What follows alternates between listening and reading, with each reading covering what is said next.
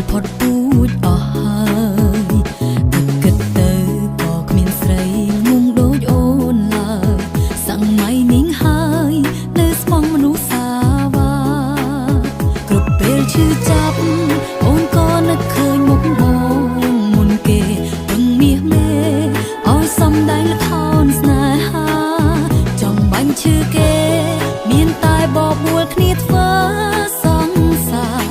សន្យាស្រឡាញ់គ្នាលេងលេងបើវិទ្យុស្ដាប់ស្រាប់តែអូនលឺបងខលចូលសំពីធីក៏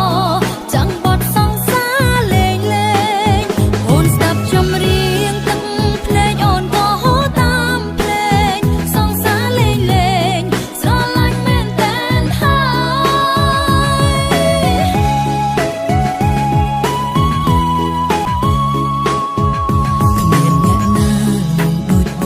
ចង់ធ្វើមនុស្សល្អមនុស្សប្រឹងស្មងសប្រហែលផុតពូជអស់ហើយគិតទៅក៏គ្មានស្រីល្ងងដូចអូនឡើយសម័យនេះហើយនៅស្មងមនុស្សសាវ៉ាគ្រប់ពេលឈឺចាប់អូនក៏នឹកឃើញមុខបង